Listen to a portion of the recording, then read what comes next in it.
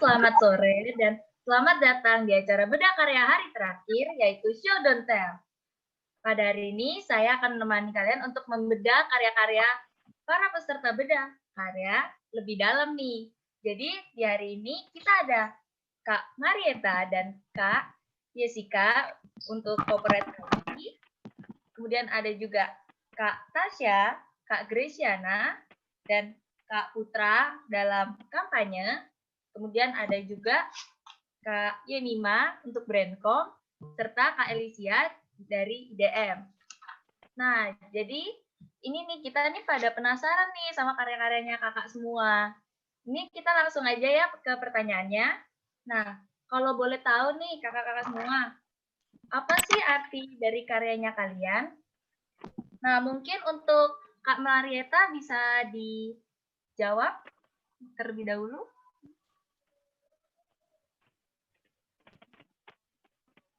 Artinya, Iya. jadi karya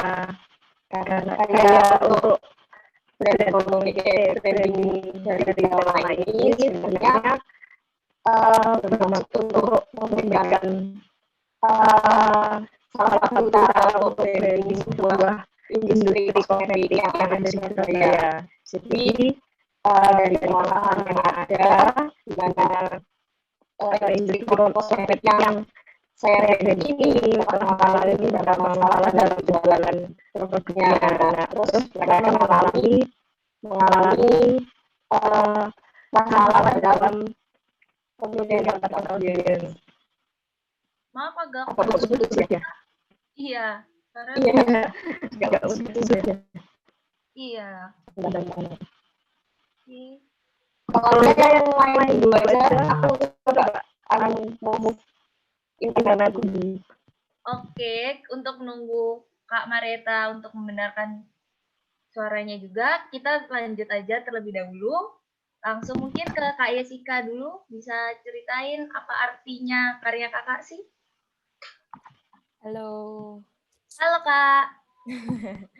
Jadi ini karya tugas akhir aku itu tentang personal branding dari musisi.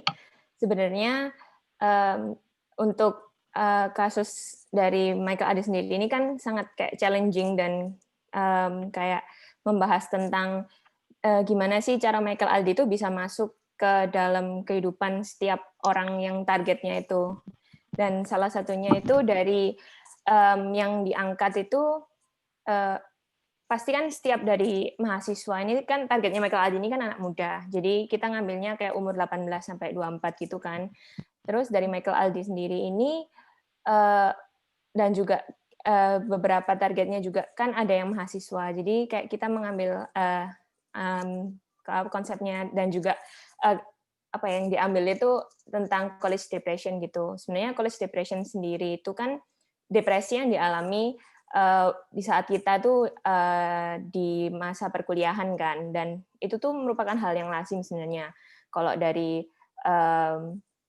fase kita SMA, dari kita sampai kuliah ini kan ada perubahan tanggung jawab, gaya hidup dan lain sebagainya, itu dapat mempengaruhi dari kondisi secara mental kita gitu kan. Dan college depression ini walaupun dia sifatnya sangat kayak wajar, tapi nggak bisa dientengin gitu. Karena college depression sendiri ini juga penyebab faktor utama di mana ada kayak kriminalitas dari mahasiswa, terus gaya hidup yang nggak sehat dan lain sebagainya. Jadi kayak itu sangat penting dan itu harus kayak kita tanggulangi gimana caranya kita menanggapinya kayak gitu. Dan kebetulan ada dari Michael Aldi sendiri, ini kan seorang musisi yang memang ternyata sudah dekat gitu loh sama target, dan juga kayak pengen nyoba aja hal baru gitu, kayak nge-branding selain sebuah produk, ini kayak seorang pribadi yang baru kayak gitu. Oh, jadi kayak karya kakak sendiri tuh semacam untuk mau mengangkat tentang college depression, tapi melewatin Kak Aldi gitu ya, karena Kak Aldi sudah dekat sama orang-orang seperti itu kan? Betul, soalnya dari riset juga, kalau sebenarnya college depression itu kan secara utamanya itu kan gimana caranya supaya tekanan yang ada dalam diri kita itu kayak dikurangin gitu kan. Sebenarnya banyak cara untuk menanggulangi, untuk menghadapi college depression ini. Tapi salah satunya ada media yang benar-benar bisa kayak cepet, praktis, nggak pakai biaya mahal, yaitu dengan musik kayak gitu. Emang sih musik itu paling enak lah kalau untuk depression gitu ya. Oke, Iya. terima kasih Kak. Oke, bisa lanjut. Mungkin Kak Tasya juga bisa bercerita nih soal karyanya Kakak sendiri. Oke. Jadi kalau karyaku ini tuh sebenarnya itu dari problem kalau misalnya banyak SDM muda di Indonesia itu dikomplain gitu loh sama banyak perusahaan karena mereka tuh nggak bisa kolaborasi dan juga nggak profesional. Nah, terus dari situ akhirnya Mendikbud itu kayak pengen fokusin ke pendidikan karakter remaja. Nah, di sini tuh aku tuh kayak mau support itu gitu. Jadi kayak pendidikan karakter, untuk menekankan pendidikan karakter. Terus berdasarkan riset itu juga ternyata aku cari, ternyata emang banyak anak itu yang banyak remaja, terutama yang targetku ini kan anak-anak SMA. Nah, mereka itu ternyata nggak bisa ada problem gitulah dalam kolaborasi. Nah, terus ternyata itu karena kurangnya self-awareness gitu. Nah, jadi di proyekku ini itu tujuannya itu untuk membantu self-awareness supaya remaja itu bisa mengenali diri mereka terlebih dahulu, supaya mereka tuh bisa menjadi pribadi yang optimal. Dan kalau misalnya mereka bisa menjadi pribadi yang optimal, mereka bisa berkolaborasi dan untuk masuk ke dunia industri itu nanti juga lebih oke kayak gitu.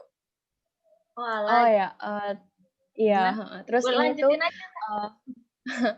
terus ini tuh juga kan aku memang ke fashion gitu. Jadi brand ini tuh juga kan fashion storytelling. Jadi kenapa kok fashion? Karena target audiensku itu juga perempuan gitu, perempuan, remaja, anak-anak SMA. Jadi kayak ngikuti style mereka. Terus juga fashion itu juga deket gitu sama kehidupan sehari-hari kita kayak gitu. Nah, terus storytelling-nya itu sendiri juga untuk menceritakan tentang gimana sih jadi pribadi yang optimal, gimana sih untuk menjadi menerima diri sendiri dan apa ya, be unique gitu loh, kayak unik dengan cara kita masing-masing kayak gitu. Gitu ya Kak. Berarti Kakak ini pengen menumbuhkan self awareness biar anak-anak muda bisa menaikkan kualitasnya dia kan, biar kayak semacam bisa jadi SDM yang kompetitif semacam itu ya Kak ya? Iya, benar. Malah begitu. Oke Kak Tasya, ini mungkin untuk Kak Gresiana sendiri nih, gimana? Cerita kayak arti karya Kakak. Kalau karyaku ini sebenarnya pertama berangkat dari keresahan pribadi sih, kayak ya melihat masalah diri sendiri gitu kan. Terus lama-lama apa ya, semakin terdorong buat ngelihat dengan skop yang lebih besar gitu loh. Ternyata dialami banyak perempuan di Indonesia. Kalau mungkin yang belum tahu, 49% perempuan di Indonesia itu rambutnya ikal keriting. Tapi kita semua sama-sama tertekan dengan apa ya, beauty standard yang cantik itu harus lurus, cantik itu harus putih, cantik itu harus langsing dan segala macam. Oke lah, merawat diri setuju. Tapi kalau terkungkung di frame yang kayak gitu kan sedih gitu loh. Maksudnya apa ya? Maksudnya kayak ada banyak definisi cantik gitu loh selain cuma sekedar fisik kayak gitu. Terus ya berangkat dari situ dan female empowerment gitu kan. Terus akhirnya ngobrol-ngobrol sama kemarin sempat ngobrol sama psikolog juga, ngobrol sama sempat ini sih FGD ke perempuan-perempuan rambut keriting itu sebenarnya apa sih yang dirasakan gitu tuh. Terus akhirnya bisa melahirkan sebuah campaign yang keriting nggak apa-apa kok, tetap cantik. Ini buktinya. Halah, nggak bercanda-bercanda. Ya gitu. Kayak gitu sih kurang lebih. Iya, oke Kak. Ya kan beauty standard itu nggak perlu lah. Semua perempuan kan cantik pada dasarnya ya kan Kak? Iya, yang penting lurus merawat atau diri enggak, gitu loh. cantik sudah. Iya, tapi ya jangan nggak mandi. Wah, kalau itu pusing itu. Oke, maksudnya bagus sih Kak. Oke, mungkin bisa lanjut untuk Kak Putra nih. Gimana nih kalau arti dari karyanya Kakak? Halo, tes, kedengeran ya? Kedengeran. Oke. sorry jaringanku agak jelek sini. Jadi dari aku sendiri kan aku buat kampanye waktu renggang, yang dimana pengertian itu adalah waktu regangan di saat senggang. Masalahnya simpel banget sih, biasa kita lihat dari diri kita sendiri, teman-teman kita, bahkan mungkin yang kita kenal. Dimana masalahnya itu tentang bahasa kerennya dari sakit itu kayak pegel-pegel atau encok, namanya musculoskeletal disorders, di mana itu saat kita mungkin lebih banyak menghabiskan waktu kita depan komputer, tidak memperhatikan cara kerja kita, ataupun terlalu tidak menghabiskan waktu kita untuk mengolah raga tubuh kita, untuk menjaga kebugaran tubuh kita. Jadi makna dari kampanyeku sendiri itu adalah mengajak dan menginspirasi peregangan bagi karyawan kantor, bagi teman-teman kita yang bekerja di depan komputer selama seharian, untuk terus menjaga kebugaran tubuh mereka melalui peregangan sehari-harinya. Jadi kalau dari peregangan sendiri sih, kalau Kementerian Kesehatan bilang kita minimal peregangan itu 3 menit sehari. Jadi aku setidaknya membantu mereka mengingatkan melakukan peregangan sehari-harinya itu melalui kampanyeku. Terus kenapa sih aku juga milihnya lewat media sosial gitu? Soalnya dari riset yang kulihat, dari wawancara yang biasa aku tanyakan, dari target sendiri itu banyak kan menghabiskan waktu senggang mereka atau menghabiskan waktu luang mereka itu untuk mengentertain diri mereka sendiri. Karena kenapa? Mereka merasa hal itu hal yang pantas mereka dapatkan setelah mereka bekerja seharian. Jadi aku pantas dong untuk melihat media sosialku atau untuk mengentertain diriku setelah aku bekerja. Jadi mereka tuh lebih banyak menghabiskan waktu mereka itu di depan di media sosial. Makanya kenapa aku memilih seperti media sosial untuk kampanyenya, karena itu juga hal yang efektif di mana bisa dilakukan oleh target itu sendiri dan lebih cepat mempublikasikannya secara luas. Jadi padahal lebih penting perenggangan yang sebentar aja kayak dibanding scroll-scroll media sosial yang entah untuk apa gitu ya. Iya, saya memanfaatkan waktu kita dengan hal yang baik gitu kan. Biar lebih sehat gitu ceritanya ya. Mm. Oke Kak Putra, terima kasih Kak Putra. Nah, ini kita lanjut lagi. Untuk Kak Yemima nih, cerita sedikit dong arti dari karyanya kakak sendiri. Halo. Halo Kak.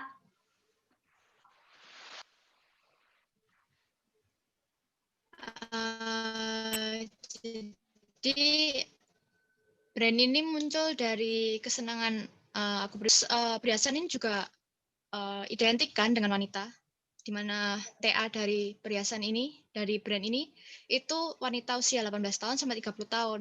Nah, kenapa aku ambil tema etnik? Karena usia segitu kurang menyukai etnik, di mana mereka pasti bilang, aduh etnik tuh ketinggalan, kuno, nggak keren, terus mereka malu pakainya.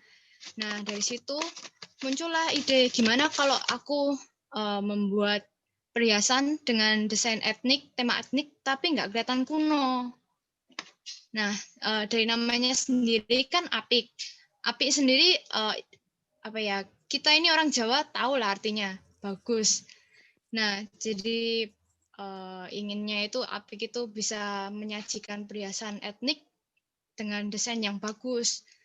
Dan membuat pemakainya itu merasa bangga untuk memakai, bisa speak up through your own style gitu, tanpa meninggalkan identitas dari diri kita, yaitu bangsa Indonesia. Berarti etnik yang kakak mau bawain di brandnya kakak sendiri ini kayak untuk semacam diri sendiri gitu kakak? Iya, untuk menonjolkan identitas kita sendiri sebagai orang Indonesia. Okay. Dari tema-temanya Apik sendiri kan perhiasannya dari etnik-etnik gitu. Oke, Kak. Terima kasih, Kak. Nah,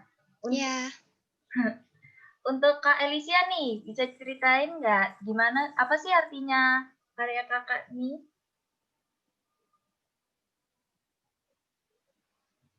Halo, Kak?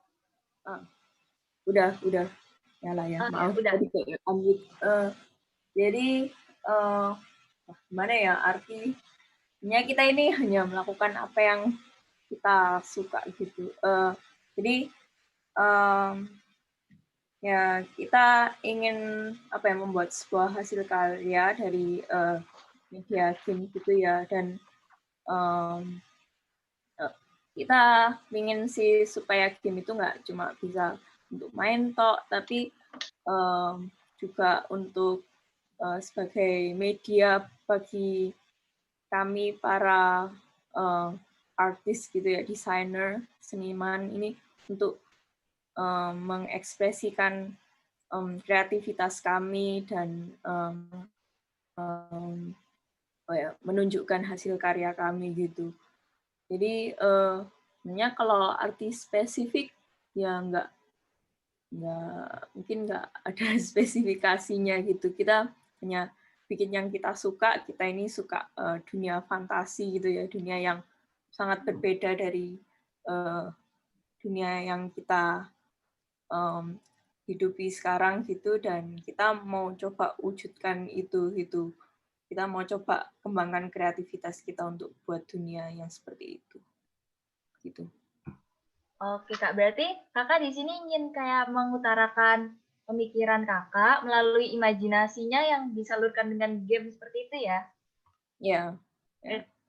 Berarti Kakaknya memang suka main game ya dari sananya? Atau suka buat aja?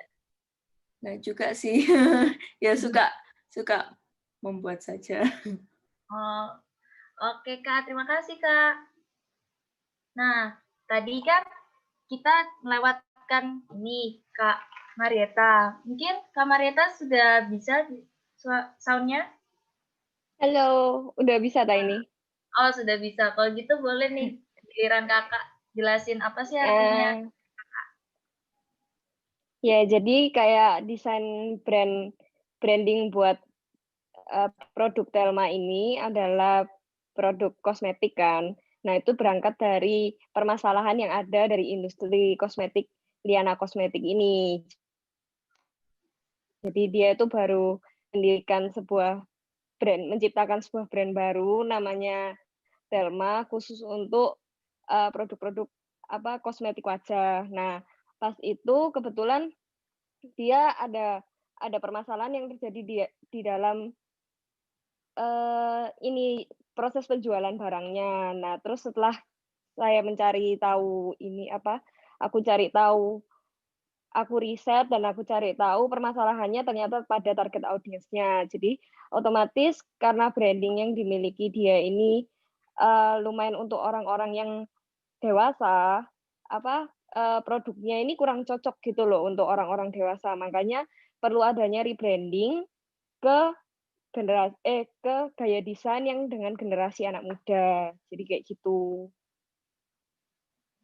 Jadi berarti Kakaknya ini mengubah kayak target audiens pemilik Telma ini dari orang besar di branding ulang biar bisa dipakai juga untuk remaja gitu Kakak? Maksudnya? Iya. Iya benar. Tapi ya orang dewasa juga bisa pakai kan ya? Bisa, cuma gaya desainnya memang lebih difokusin ke anak-anak muda karena setelah dari hasil riset atau survei itu memang peminat dari produk-produk lip cream sama lipstick itu lebih ke anak-anak muda. Maka dari itu jadi kayak desain sama gaya desainnya sama brandingnya harus disesuaikan sama generasi muda gitu. Gitu. Oke, makasih Kak Arieta. Nah, ini ada pertanyaan lagi nih. Kira-kira apa sih kesulitan dalam pembuatan karyanya? Boleh cerita dikit nggak? Mungkin dari Kak Marieta dulu deh sekalian. Cerita gimana sih susahnya atau kendala?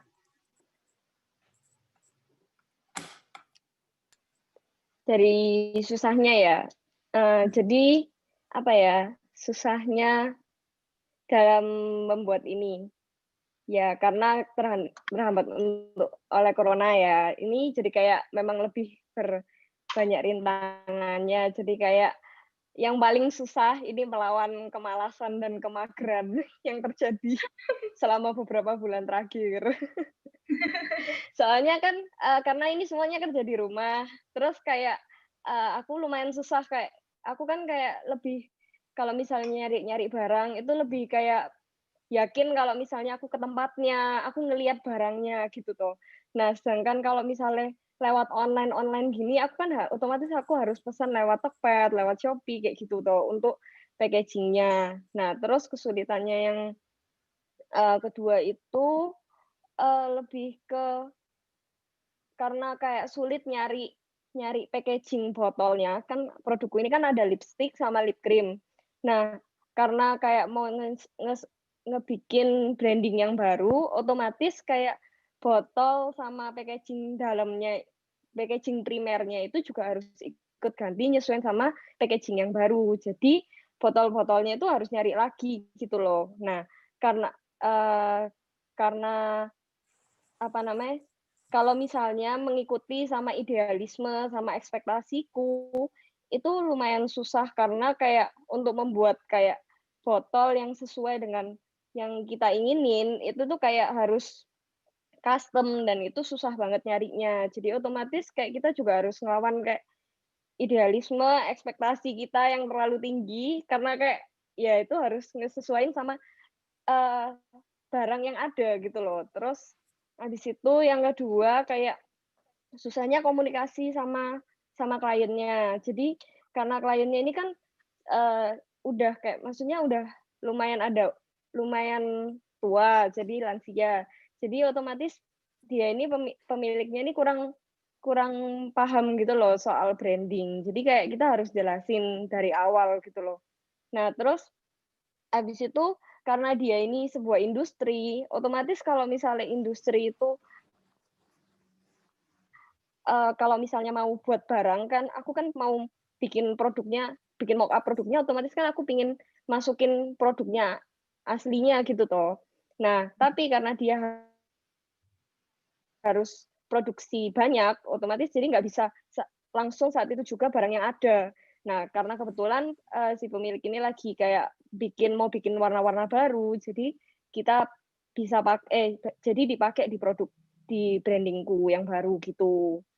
Nah, terus sama yang kesulitan apa ya? Oh, sama kayak gaya desain. Nah, di awal kayak mungkin aku berekspektasi aku mau nge-branding-nya tuh kayak gini. Kayak misalnya aku mau yang desainnya yang rame, aku mau desainnya kayak gini. Tapi setelah kita itu kayak udah riset, kita udah nyari tahu target audience, keinginan, seleranya, gaya desainnya kayak gimana. Terus ternyata kayak beralih banget sama apa yang aku kepingin. Jadi otomatis aku juga harus nyesuaiin sama gaya desain yang sesuai sama target audience, di mana target audience itu kepinginnya yang kayak minimalis, yang kayak simple-simple, yang modern. Jadi kayak nggak bisa terlalu nurutin sama idealisme yang aku punya. Makanya itu kesulitannya sih, gitu. Tapi bisa akur gitu ya anggapannya, nggak bentrok. Iya, bener. Terus tadi kakaknya ngomong, susah ngomong sama kliennya gara-gara kliennya juga kurang ngerti branding kan? Nah, terus gimana sih cara kakak kayak meyakinkan kliennya kakak gitu loh, kayak branding ini perlu dan lain-lain gitu?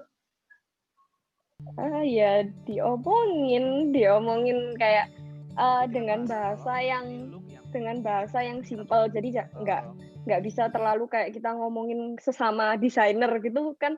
Kalau desainer pasti ngerti, tapi kalau misalnya kayak orang awam itu lumayan susah gitu loh, kayak diajak ngobrol kayak nanti branding itu nanti gini, gaya desainnya gini, kan lumayan susah. Tapi dengan kayak komunikasi yang simpel, kayak mereka dapat lebih nerima gitu loh. Apalagi mungkin kayak orang-orang yang nggak ngerti sama sekali tentang branding gitu.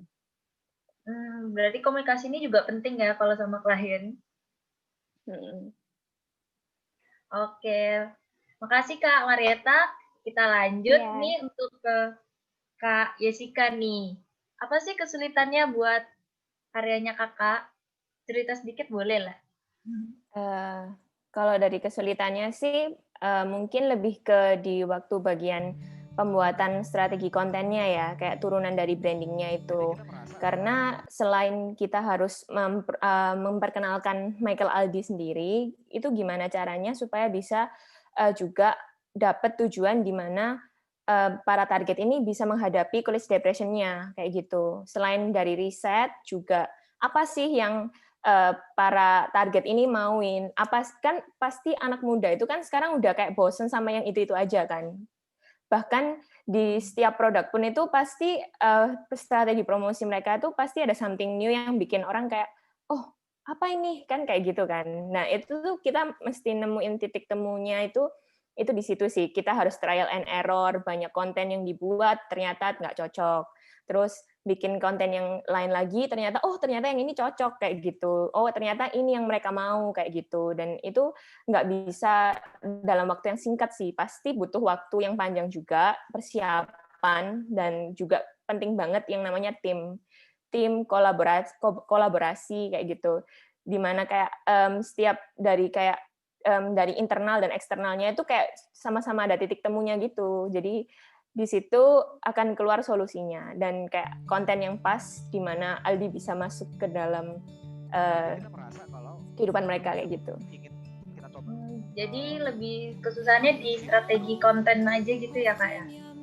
Iya, dan itu kayak lebih berdampak banget sih kayak dari penyampaian value-nya Aldi, penyampaian pesannya, dan penyampaian karyanya juga, musiknya Aldi bisa sampai masuk ke playlist-nya kalian semua kayak gitu. Tapi corona nggak seperti kebanyakan kan corona juga mempengaruhi hasil karya mereka. Kalau kakak sendiri, apakah corona mempengaruhi sama pengerjaan TN-nya kakak gitu? Sebenarnya corona ya pasti ngaruh, tapi gimana caranya sih dari kita kayak pinter-pinternya kita kayak nyari strategi lagi. Jadi kayak selain strategi untuk Michael Aldi, kita harus nyari strategi buat menalangi corona ini.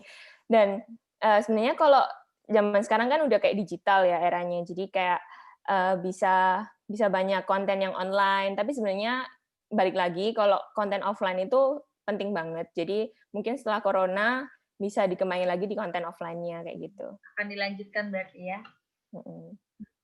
Oke, terima kasih Kak Yesika. Nah, untuk Kak Tasya sendiri nih, kesulitannya apa nih? Oke. Kalau aku itu di sosial eksperimennya. Jadi kan ini tuh kayak karyaku tuh kayak kolaborasi sama anak-anak SMA gitu. Nah, terus untuk cari subjek penelitian tuh kayak susah gitu loh. Padahal waktu itu juga belum corona. Waktu belum corona itu aja kayak udah susah buat cari orang yang mau ngebantuin jadi subjek penelitian. Nah, terus apalagi waktu corona kayak gitu. Soalnya pernah kayak bentrok loh, kayak kalau bentrok jadwalnya. Tapi bersyukur juga corona, jadi kan online. Walaupun mungkin kayak sebenarnya art terapinya itu kayak lebih gampang untuk dilakukan secara offline, tapi kalau misalnya secara online tuh kayak lebih gampang untuk ngatur jadwalnya gitu loh. Nah, itu yang pertama. Terus yang kedua itu mungkin photoshoot. Photoshoot itu juga kayak kan harus cari model-modelnya gitu kan. Nah, itu tuh juga susah banget karena nggak banyak yang boleh gitu loh kayak waktu corona itu. Jadi waktu itu aku kayak sampai kontak banyak model buat collab sama mereka kayak gitu. Nah, terus ya banyak yang nolak gitu. Tapi ya puji Tuhan kayak beberapa dari mereka juga kayak mau buat collab kayak gitu. Itu sih mungkin. Terus juga mungkin buat cari kain, terus kayak penjahit itu juga sih kayak teman-teman yang lain juga. Ya itu agak susah sih. Soalnya kan biasanya kayak kita tuh belinya tuh langsung gitu loh kalau misalnya kain kayak di Atom atau apa kayak gitu. Nah, karena corona jadi kayak tertunda gitu. Terus buat cari penjahit juga kayak gitu. Kalau misalnya nggak ada corona kan kayak kita mau ke mana buat cari bahan atau apa itu kayak gampang gitu kan. Nah, tapi karena corona itu jadi kayak agak susah. Nah, tapi ya untung kayak semuanya itu ada online gitu kayak ya sekarang era digital gitu kan. Jadi kayak oke, jadi bisa diatasi gitu loh kayak dengan pesan online kayak gitu. Tapi kalau misalnya penjahit tetap sih harus kayak ketemu langsung gitu supaya lebih gampang buat jelasinnya. Itu sih kalau dari aku. Gitu ya Kak. Berarti untuk yang kakak bilang coba social eksperimennya kan ada online-nya. Nah, berarti via Zoom gini juga ya? Waktu itu lewat Skype. Waktu itu kayaknya aku belum tahu Zoom deh kayaknya. Jadi waktu itu lewat Skype terus di-record gitu. Tapi sebenarnya ada sih yang kayak satu kali pertemuan yang offline. Waktu itu soalnya kayak masih belum corona gitu loh. Oh, sudah corona tapi kayak masih awal-awal. Nah, terus kayak udah terlanjur ngejadwalin, terus kayak anaknya fine. Jadi ya udah kayak kita lakuin offline. Cuman sekali itu aja, terus sisanya online semua. Ya, tapi setidaknya pernah sempet offline lah ya, Kak. Jadi kan udah enak, ada enaknya. Iya, Oke, betul Kak sih. Tasya. Iya. Kasih. Oke, kalau Kak Gracia nih, gimana kendalanya? Mungkin juga sama kayak semuanya ya, karena corona jadi mengubah banyak hal. Kalau di aku, ini mungkin latar belakangnya buat semuanya, aku menekankan di campaign-nya. Jadi memang tidak terlalu yang desain-desain gimana dan segala macam, tapi penekanannya di keseluruhan kampanye itu sendiri. Nah, ini kan 1 bulan nih, 30 hari. Terus awalnya itu sangat jauh dari sosial media, maksudnya mau bikin event gitu loh awalnya. Terus corona melanda gitu kan, kayak pusing terus kayak mau ngangkat apa gitu. Akhirnya pindah ke sosial media, terus susahnya itu di planning-nya, planning dan timing. Jaraknya itu sebentar banget gitu loh.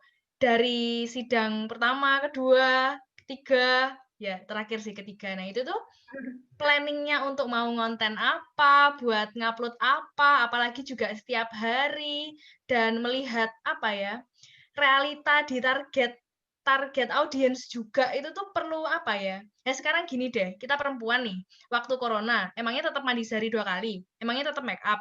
Emangnya tetap sisiran seperti pada umumnya? Kan honestly, nah ini pada senyum-senyum ini. Ya, benar. Nah, kan itu kan mengubah banyak behavior kan? Riset ulang dong, begitu. Jadi ya, susahnya di planning-nya sih. Tapi ya, syukur banyak support yang apa ya dihadirkan Tuhan gitu ya. Terus dosen-dosen juga membantuku, terus teman-teman, terus target-target audiens itu kayak apa ya, pada momennya itu engage banget gitu loh sama Mekar, kayak nggak masuk akal. Ya susah, tapi bukan berarti nggak mungkin gitu sih. Gitu ya, Kak. Sangat motivasi ya. Berarti kakaknya itu merubah semua risetnya dari yang sebelum corona ke corona gitu. Lebih ke menyesuaikan. Lebih ke menyesuaikan. Jadi kan corona kan mengguncangkan kita semua ya. Maksudnya hal-hal yang tidak esensi jadi terguncang. Kayak hal-hal yang tidak penting jadi tidak bisa kita lakukan gitu loh. Nah, terus kayak berarti problemnya apa, solusinya apa, jembatannya yang berubah. Gitu. Tapi sama aja, maksudnya tujuannya juga nggak berubah, problemnya juga nggak berubah, tapi caranya kita menuju ke sana itu yang berubah, gitu. Berarti jalan ke sananya yang berubah ya, Kak, ya? Oke, makasih, Kak.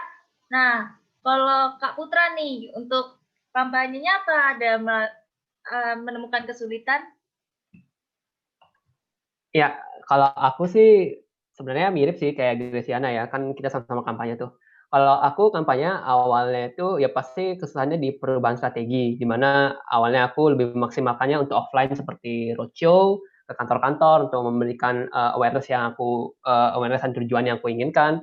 Tapi akhirnya 100% diubah ke arah media sosial, di mana aku juga akan menggunakan media sosial, tapi tidak menggunakan sepenuhnya di sana pada awalnya. Maka dari itu aku kayak kesusahan gimana menyelaraskan kontenku dengan media sosial dan juga bagaimana menyelaraskan konten-konten hiburan di mana kan setiap hiburan orang-orang berbeda tuh. Jadi menyelaraskan konten hiburan yang ditarget itu seperti apa sih? Mereka lebih suka cerita yang seperti apa yang lalu diadaptasikan jadi gerakan peregangan dan hal-hal apa sih yang lagi trending di bagiannya mereka itu sih yang sebenarnya bikin susah. Di mana kayak untuk konten-konten seperti tutorial peregangan yang diadaptasikan sendiri itu, di mana mereka lebih senang kayak komedi tentang percintaan lah, gimana komedi percintaan bisa dijadikan sebagai tutorial peregangan. Itu gimana caranya untuk mengutak otak supaya cerita kita itu nyambung dengan tutorial peregangan. Sebenarnya untuk pengadaptasian kontennya sendiri sih yang sebenarnya kesusahanku. Kalau untuk kesusahan lain seperti koneksinya atau seperti kebutuhan-kebutuhan sepertinya nggak terlalu susah, tapi mungkin dari proses pengerjaannya sendiri lumayan susah juga, di mana banyak media yang aku butuhkan, tapi pengerjaannya secara pribadi. Itu yang sebenarnya kesusahan paling utama sih. Karena untuk membuat tim, di mana timnya sendiri juga pada memiliki kesibukan sendiri-sendiri di masa-masa corona kemarin. Jadinya lebih cara eksekusinya dilakukan eksekusi pribadi, di mana kebutuhan konten itu juga banyak. Untuk kesusahannya sebenarnya itu aja sih. Wih, jadi semua ini kakak kerjaan sendirian nih, nggak ada bantuan sama sekali? Iya. Iya, jadi karena bantuannya juga ada kesibukan, jadi ya tidak bisa juga gitu. Jadi semua beban sendiri ya kak ya? Iya, Oke, tapi Kak. ya itu sih. Oke, Kak Ultra, makasih. Nah, untuk Kak Yemima nih, apa sih kendalanya? Ini emang karyanya kakak produksi sendiri atau punya orang kakak branding ulang? Gimana? Produksi sendiri, Oh, mulai hebat. dari nol. Wih, keren ya. Sukses, Kak. Kasih. Mungkin dijual? Ya, dijual. Tertarik? Wah, bisa beli di mana nih, Kak? Mungkin sekalian promosi. Bisa kontak di DM IG-nya Apik Jewelry. Lalu kami juga punya websitenya, mungkin bisa diklik di Apik Jewelry juga, ada di Instagramnya. Oke, terima kasih, Kak. Ya, makasih. Untuk Kak Elisa sendiri nih, buat game kan pasti susah nih. Ada kendala apa aja dalam pembuatannya? Ya, untuk buat gamenya itu ya buat game memang gitu. Mungkin kalau kesannya itu jadi mungkin kalau yang belum tahu ya ini tugas final project saya ini kan berkelompok gitu, dan kelompoknya ini nggak cuma dari Indonesia saja, tapi juga ada teman-teman dari luar negeri, ada yang dari Kazakhstan, ada dari Lithuania, dan ya culture shock jadinya. Itu mungkin tantangan yang pertama gitu. Kayak ya culture shock-nya gimana? Jadi ya kita berteman baik gitu. Kita berteman sangat baik, dan kita juga ya belajar bersama gitu. Ya saya sangat bersyukur gitu bisa ketemu mereka dan bisa belajar dari sisi mereka gitu. Tapi juga ya gimana ya, kita juga ya pada akhirnya punya different value gitu kan ya. Jadi kadang gitu, kadang loh kok gitu sih gitu. Misalnya kayak contohnya ya misalnya kita ini ya kan, saya melihat kalau kita sebagai orang Indonesia ini terus kita mahasiswa, kita langsung kayak bisa mengerti gitu loh, oh aku ini mahasiswa jadi berkuliah itu yang terutama gitu. Tapi mereka enggak apa ya, mereka bukan menganggap saya mahasiswa itu sebagai yang terutama gitu. Mereka lebih, oh aku ini manusia dan aku bahagia itu yang terutama gitu. Kalau kuliah tidak membuatku bahagia, oke aku quit kuliah gitu. Dan ada yang quit, ada yang keluar dari kelompok kita gitu, dan pada akhirnya ya kita harus mengcover gitulah apa yang kurang dari dia gitu. Ya setelah dia keluar gitu. Lebih ya? susah, lebih ke kultur shock gitu ya Kak ya? Ya, culture shock, dan juga culture shock-nya juga dialami juga ketika kita berkomunikasi dengan dosen pembimbing gitu ya kan. Dosen pembimbingnya juga kan bukan dosen tercinta kita di Petra, tapi dosen ya dari Korea Selatan, dan ya mereka juga punya ya pemikiran yang berbeda mungkin. Ya itu sangat sulit untuk berkomunikasi dengan mereka, culture shock gitu. Terus yang kedua juga tentu saja ya corona, I've deal enough with that thing. Corona, maksudnya ya kita sebagai mahasiswa yang tinggal di luar negeri, terus gitu tiba-tiba ada pandemik gini ya, terus ya itu sesuatu yang kita nggak pernah expect gitu kan. Dan ya sempat yang di semester terakhir ini kayak karena ada corona ini, terus ada ya banyak yang kembali ke negara masing-masing, jadi kita kan semua berpencar gitu ke negara masing-masing. Ya bagaimana ketemuannya? Kita jaraknya beribu-ribu kilometer gitu. LDR gitu ya Kak ya. Ya, tapi ya untungnya kayak ya kalau dari sisiku sih dukungan dari keluarga juga itu membuat saya kayak tetap semangat, dan akhirnya itu memilih untuk kembali, ya saya kembali lagi ke Korea gitu, dan untuk melanjutkan, dan ya juga bersyukur juga teman-teman kelompok saya itu juga kembali juga lagi ke Korea, dan kita bisa kerjain bareng gitu, dan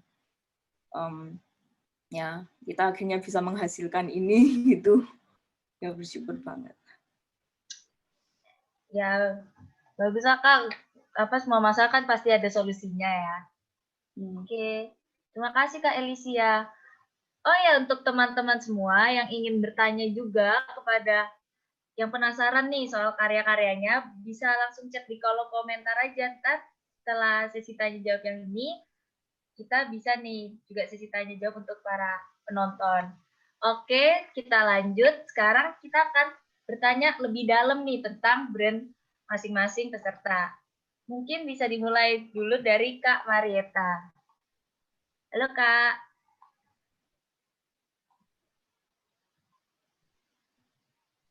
Di unmute dulu Kak. Halo. Halo. Udah masuk suaranya? Udah. Nah, ini pertanyaan pertama Kak.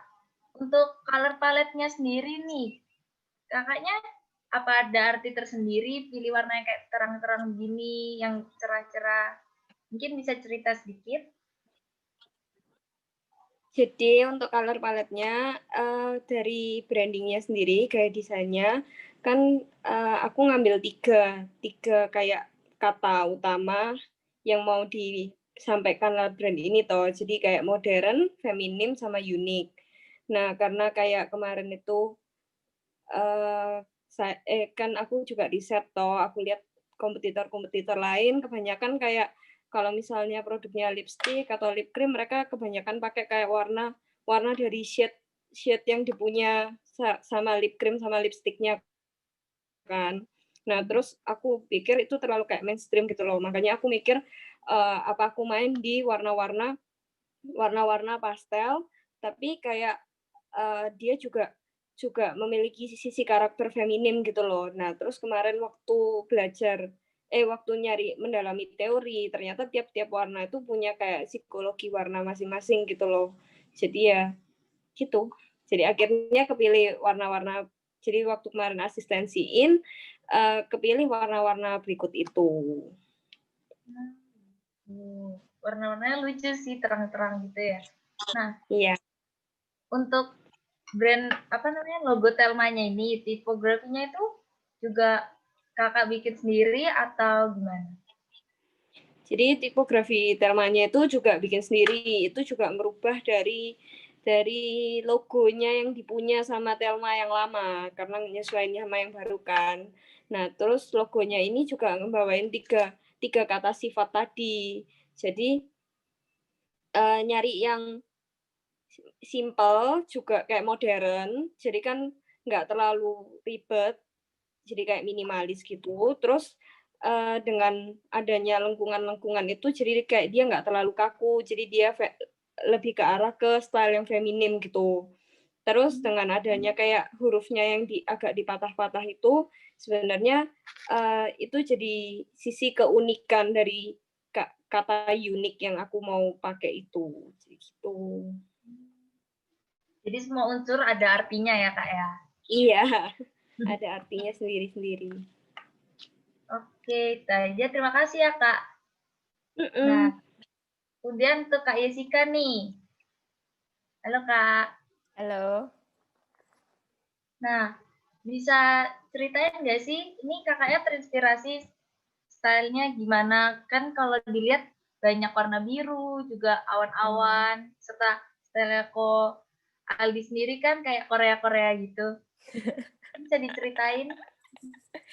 Iya, jadi kan sebenarnya kalau dari warna biru dan juga ada kayak awan-awan itu memang betul kalau Michael Aldi ini sendiri secara arahannya dia itu terinspirasi dari awan kan. Sebenarnya langit bukan awan, jadi langit biru, awan putih kayak gitu. Jadi kalau misalnya ngelihat Aldi atau ngedengerin musiknya Aldi tuh langsung keinget sama langit biru kayak gitu.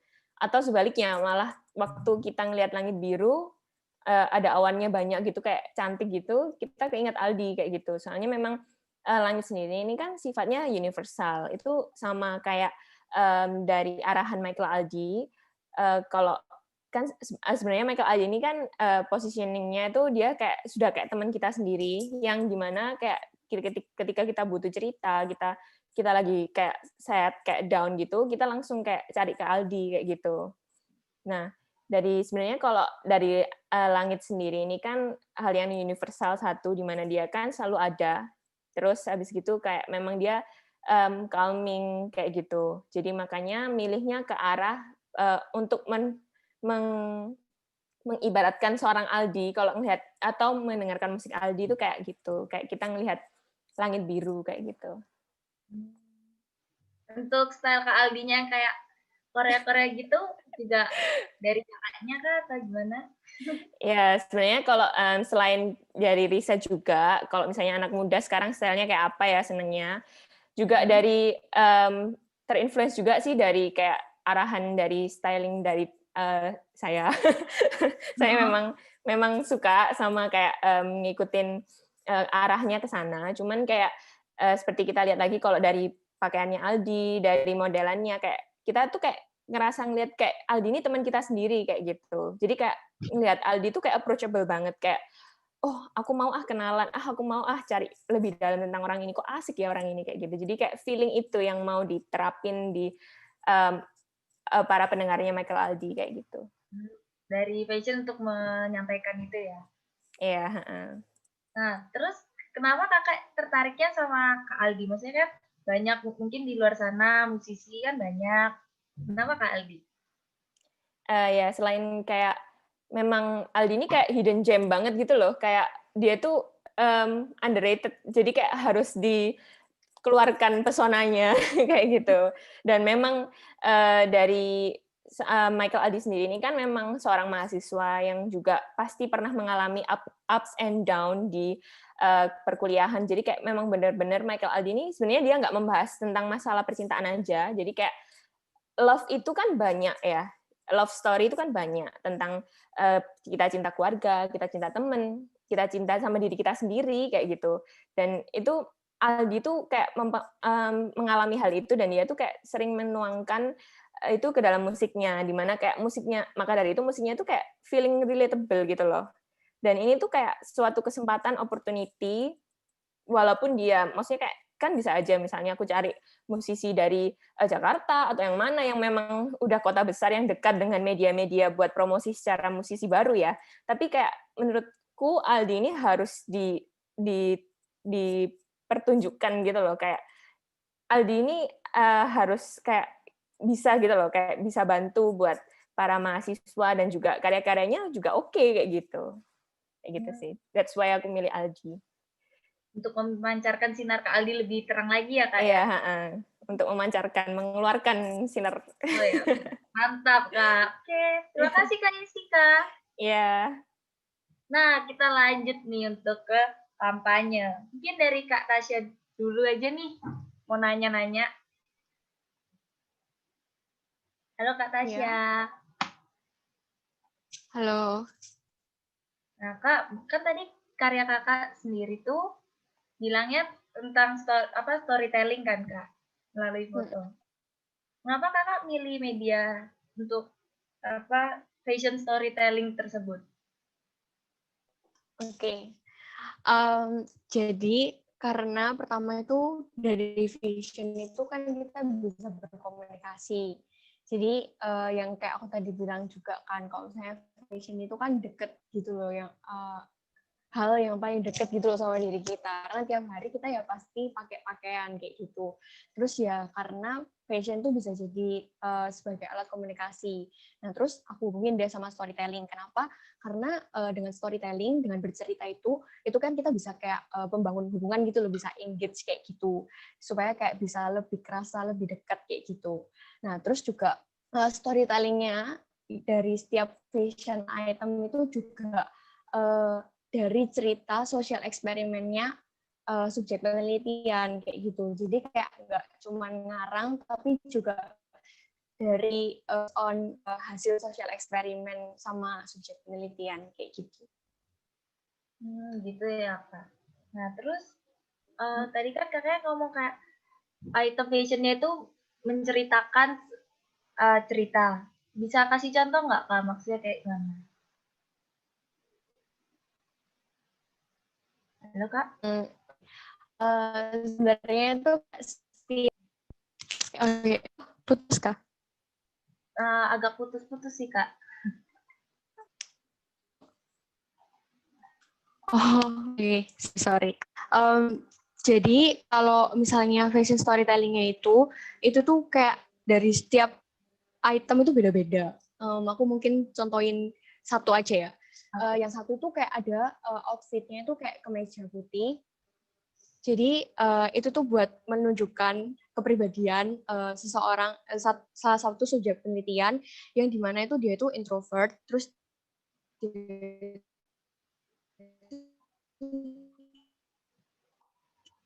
Halo Kak, nge-lag lagi Kak.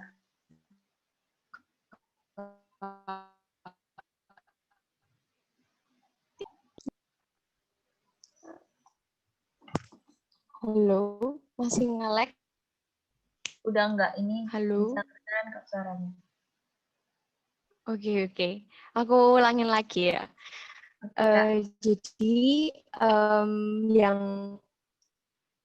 salah satu itu nah itu menggambarkan kepribadian satu subjek penelitian dan dia itu introvert, terus tujuannya dan dia itu mau fokus ke minat kayak gitu. Nah itu buatnya itu kemeja butuh untuk menunjukkan kesan profesional. Nah, terus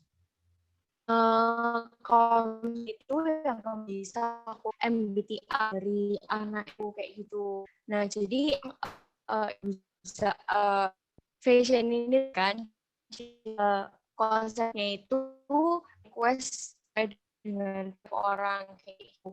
Nah terus itu supaya waktu pakai itu terus waktu beli atau apa itu tuh mereka bisa kayak reminder mereka gitu loh, aku ini tipe orang yang seperti ini kayak gini. Nah jadi sampai situ juga dapat gitu loh, dapatnya. Jadi memakai baju ini dengan membeli mereka tuh bisa tahu diri, bisa mengenal diri mereka lebih dalam kayak gitu. Itu salah satu contohnya sih. Jadi kayak baju ini juga mempengaruhi pencerminan diri kita gitu ya Kak ya? Betul. Jadi setiap desainnya fashion, setiap desain fashion dari koleksi ini itu kan tiap anak kalian itu gitu. Alah, gitu ya Kak. Iya. Terus Kak, ini dijual bajunya Kak? Iya sih. Oke. Makasih ya Kak Tasya ya. Kita lanjut nih untuk ke Kak Gracia. Iya. Oke. Halo Kak Gracia. Ya. Nih, mau nanya-nanya nih. Nah, Kakak kan cari informasi juga tentang orang yang berambut mekar. Terus ada, kalau saya lihat ada narasumbernya juga. Itu Kakak cari cari informasinya itu dari mana? Terus juga untuk orang-orang yang jadi sumbernya Kakak itu apa sih kriteria-kriterianya? Aku cari orang-orangnya itu jujur aja dengan surfing banyak YouTube. Jadi aku cari keyword keriting Indonesia, terus kayak apa ya, treatment rambut keriting gitu tuh. Terus ya random aja mereka tak komen-komen, tak spam di YouTube. Kak minta kontak gitu. Terus ada beberapa orang yang di Instagram, maksudnya dia ngasih kontaknya dia dari YouTube itu ke Instagram. Nah, itu Instagramnya aku DM gitu. Ya sebenarnya nggak kenal, maksudnya kayak ya ini siapa aku juga nggak tahu. Cuman ya bermodalkan kayak, Kak aku lagi skripsi nih, mau bantu nggak? Tujuanku gini gini gini gini dan melihat bahwa kalau influencer kan tujuannya harusnya sama ya. Maksudnya ya spread awareness, juga bangun apa komunitas gitu dan sama toh. Jadi ya tak ajak kerja sama, kontennya dari aku tapi mukanya dia gitu. Jadi banyak proses diskusinya sih.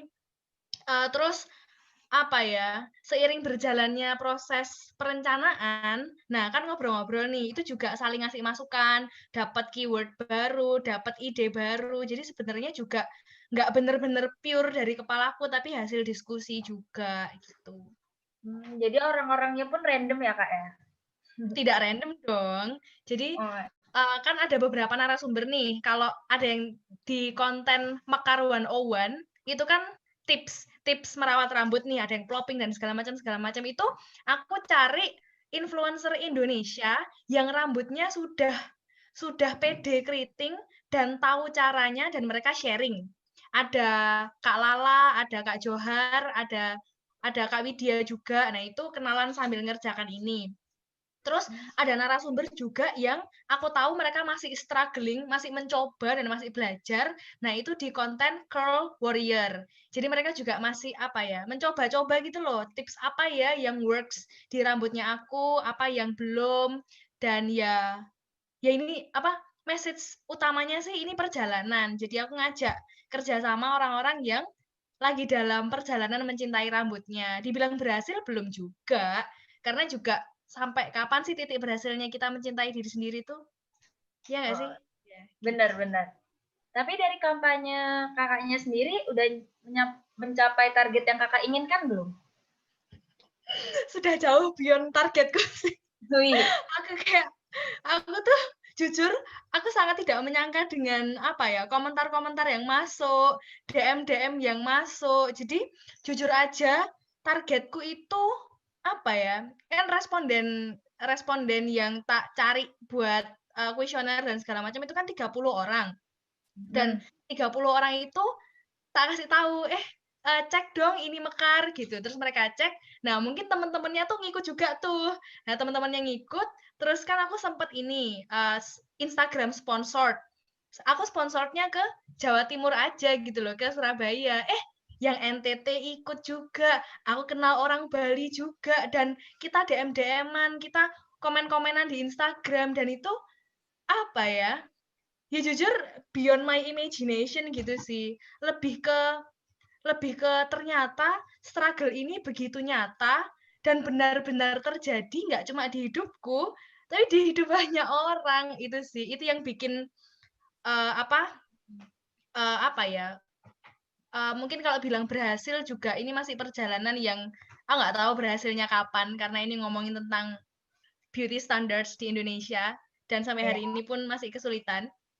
Tapi menemukan orang-orang yang di perjuangan yang sama gitu. Entah rambutnya mereka lurus, keriting, kribo, ada gitu loh caranya untuk cantik, tinggal mau nyoba apa enggak gitu. Sama kayak skincare. Oh ya, benar-benar. Pokoknya sukses terus ya Kak, semoga kampanyenya juga makin besar ya. Terima kasih. Oke, makasih Kak Grecia. Nah, sekarang gilirannya Kak Putra nih. Iya. Halo Kak Putra. Halo. Ini mau nanya nih. Ini kan kalau dilihat-lihat konten kakaknya pakai ilustrasi kan ya? Nah, kenapa sih kakak milih ilustrasi untuk mencontohkan perenggangan-perenggangannya itu? Karena kalau dari pribadi sih itu sesuatu yang bisa aku lakukan ya. Maksudnya kenapa aku pakai ilustrasi karena aku lebih merasa eksekusiku tuh lebih lebih bisa aku tekan di ilustrasi. Dan kedua juga karena dari tone animatorku sendiri ingin membuatnya seperti gaya fun, pop, dan gimana sih caranya mengadaptasikan kayak gerakan-gerakan yang normal tapi bisa menjadi gerakan peregangan gitu, gerakan sehari-hari menjadi gerakan peregangan. Kalau aku bisa yang menggunakan seperti mungkin karya yang lebih realistis ya, seperti mungkin fotografi atau video secara langsung, mungkin kesan untuk pop dan gaya fun yang aku inginkan itu nggak akan keluar, di mana ilustrasinya akan menggambarkan ekspresi orang yang mungkin merasakan seperti jatuh cinta seperti apa, atau merasakan ketakutan seperti apa, dan bisa diadaptasikan perasaan tersebut jadi gerakan peregangan, di mana setiap saat kamu melakukan sesuatu itu merupakan gerakan peregangan juga yang dapat menjaga kebugaran tubuhmu. Jadi kenapa aku pilih ilustrasi, karena dari eksekusinya sendiri itu lebih pas ke arah tone animatorku. Jadi kalau pakai ilustrasi ini lebih menggambarkan pesannya Kakak juga gitu ya? Nah, kalau boleh tahu nih Kak, kan ini ilustrasi terus dibikin animasi lagi. Kira-kira pengerjaan untuk satu animasi itu berapa lama sih kalau boleh tahu? Yep. Pengerjaan animasinya sih nggak terlalu ya halo?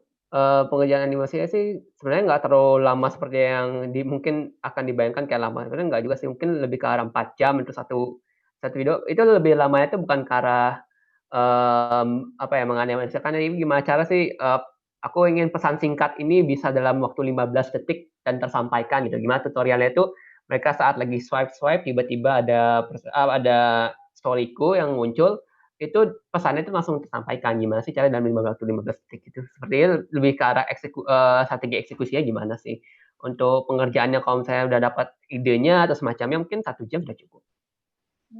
Gitu. Tapi kalau Kakak lihat nih, kira-kira orang yang nonton tuh responnya gimana? Yang melihat? Kalau untuk responnya sendiri sih bermacam-macam ya. Ada yang pertama yang mungkin biasa aja, dan mungkin ada yang pertama itu yang senang lalu tiba langsung nge-follow gitu. Karena aku juga melakukan itu sih, sponsor lalu Instagram ya. Jadi untuk kesan-kesannya mereka sendiri sih, mereka merasa senang, merasa kayak ini konten yang lucu gitu. Konten yang lucu di mana juga merasa bermanfaat. Di mana ada salah satu konten yang aku promosikan dan mereka itu merasa kayak, wah bener banget nih, aku yang lagi kesepian butuh gerakan untuk peregangan di mana aku butuh pelukan gitu. Jadi pelukan ini jadi gerakan peregangan juga gitu. Dan dia itu sebar ke temennya jangan rasa kayak, wah kok om bisa gini sih sebar ke aku butuh pelukan juga. Jadi kayak di mana kesan-kesan itu bermacam-macam tapi lebih banyak ke arah kayak fun dan merasa bahwa ini kayak hal yang menyenangkan dan berguna bagi mereka. Gitu ya Kak. Jadi orang-orang lebih seneng juga ya liatnya ya berarti. Iya. Oke, kasih Kak. Semoga kampanyenya juga jalan terus ya. Ya, masih jalan. Oke, kita lanjut langsung ke Kak Yemima. Halo Kak. Halo. Nah, kan Kakak bikin produknya sendiri nih. Iya. Kalau dilihat, produknya juga di dalamnya dikasih rempah-rempah gitu ya Kak ya? Iya. Kok bisa sih kepikiran buat masukin rempah-rempah ke dalam produknya Kakak gitu? Ya, soalnya awalnya nggak kepikiran juga, cuman kayak merenung-merenung. Terus kan aku juga suka sama jewelry, cari-cari, oh ternyata belum ada ya kayaknya. Tapi unik juga, soalnya kayak di kepercayaan Jawa beberapa, kayak rempah-rempah itu punya khasiat, kayak misalnya kepercayaan kayak gini, garam. Garam tuh orang percaya kalau bisa buat ngusir bolo. Bolo itu kayak hawa-hawa buruk. Nah, dari situ kayak, ini unik juga sih kalau mau diangkat jadi jewelry gitu. Dari situ punya ide buat ngangkat rempah, masukin ke perhiasan juga. Oh, jadi juga dari, maksudnya kepercayaan orang sekitar gitu ya Kak, tentang rempah-rempah? Iya, salah satunya. Nah, gitu. Terus, itu Kak, apa namanya? Nah, kakaknya itu kenapa harusnya tema rempah Nusantara? Maksudnya kan kalau otentik kan bisa dari hal lain selain rempah gitu. Iya, sebenarnya kedepannya mau bikin seri lain sih, cuman saat ini aku pengen buat rempah karena kembali ke yang tadi itu, karena rempah itu unik sih, belum banyak yang bikin, bahkan mungkin belum ada. Dan salah satu nilai tambahnya dari keunikannya, dari kepercayaan Jawa mungkin, kayak story-story-nya, itu nambah nilai unik dari produk yang ini. Gitu ya Kak, berarti nanti ke depan bakal ada produk-produk lainnya lagi? Iya, tunggu aja. Oke, berarti untuk yang sekarang cuman Kakak berarti pakai rempah sama apa Kak? Membuat. Ini rempahnya ada 2 sih aku bikin. Ada yang salt, ada yang pepper. Ada 2 jenis. Ya. Sukses terus Kak, semoga jualannya makin rame nih habis Beda Karya. Ya, thank you. Oke, kasih Kak. Nah, selanjutnya untuk Kak Elisia nih. Halo Kak. Halo. Nah, ini mau nanya Kak, kenapa sih Kakak bikin tema gamenya itu fantasi? Ya karena kita suka fantasi gitu. Gimana ya? Ya ya kita emang punya interest gitu untuk bikin fantasi. Ini juga gimana ya? Kalau filosofinya gitu ya. Kenapa sih kita mau bikin fantasy world it? Mungkin juga kayak for escape the reality gitu. Karena ya biasanya kita main game gitu juga untuk escape reality gitu. Terus ya untuk juga untuk gamenya ini untuk warna-warnanya juga kita juga apa ya? Menurutku game itu is a way for us to reminiscent our inner children gitu loh. Jadi kayak kita ini kan gimana walaupun kita udah dewasa, kita ini masih punya jiwa anak-anak gitu. Dan jujur aja gitu, kalian pasti juga suka gitu untuk lihat yang mungkin kalian juga masih suka main game, kalian suka nonton kartun, anime, siapa yang suka nonton anime gitu.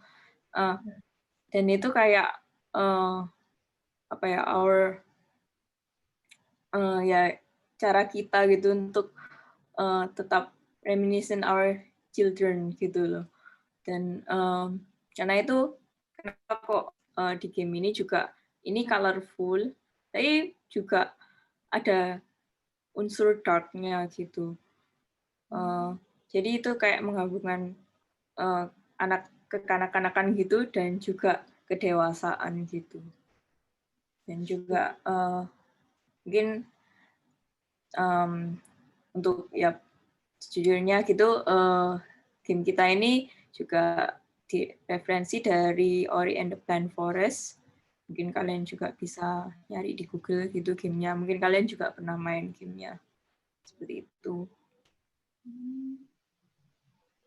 Oke, berarti untuk merealisasikan apa imajinasi masa anak-anak ya Kak ya? Iya. Nah, kan ini karakternya lucu banget nih Kak, ada tanduknya, terus ada permata di tengahnya. Kakak terinspirasi dari mana Kak untuk karakternya sendiri? Kalau karakternya kita banyak terinspirasi dari Hollow Knight, game Hollow Knight. Kalau ada yang tahu ya betul itu kita banyak inspirasi. Omong yang desain karakternya juga itu teman saya yang dari Kazakhstan. Jadi ya kredit untuk dia hebat sekali. Oke, kalau boleh tahu Kakak dalam pembuatan game ini jadi bagian apa Kak? Saya yang kayak animator sih, jadi gerakin karakternya ini, terus juga untuk aset-aset 3D gitu. Jadi kalau kalian lihat di sini emang kan kayak 2D ya, planarnya apa kameranya kayak planar gitu, horizontal, tapi benarnya juga ada kayak unsur-unsur 3D-nya supaya itu cuma untuk membuat kedalaman gitu, memberi unsur depth. Jadi aku bagian yang 3D-nya gitu, dan animasi. Saya juga terlibat dalam kayak proses awal gitu. Mungkin kalau ya tadi sebelum trailer ini kan ada ditunjukin gambar-gambar gitu ya, ada gambar-gambar yang nggak ada di trailernya, itu kayak desain-desain awal gitu, itu juga yang ya saya ya seperti yang satu ini itu juga ya desain dari saya gitu. Gitu ya Kak. Lucu banget karakternya. Oke. Nah, sekarang untuk teman-teman peserta yang untuk penonton mungkin masih ada yang penasaran nih sama karya-karya yang keren-keren di sini, bisa langsung menanyakan di kolom komentar. Pokoknya untuk pertanyaan ke siapa aja boleh.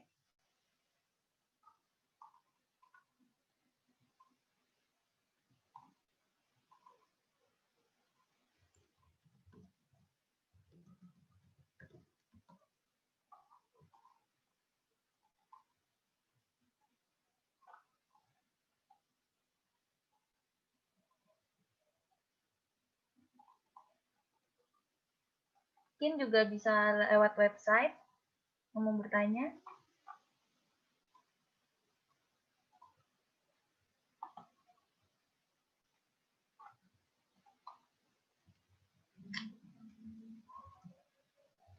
Nah, kelihatannya udah pada jelas nih sama penjelasan-penjelasan karya kakak-kakaknya nih. Udah nggak ada yang nanya nih. Oke. Nah, kalau pada penasaran juga bisa lewat website. Oh ya, saya juga mau mengingatkan nih, jangan sampai ketinggalan keseruan besok Adiwarna. Hari puncak Adiwarna ada talk show ketiga Into the Unknown jam 3:30 sampai 4:30 sore WIB. Kemudian juga ada puncak heboh di mana ada boarding night jam 6 sampai jam 7 malam. Jangan sampai kelewatan ya. Oh ya, semuanya boleh mungkin para penonton juga open kamera, kita berfoto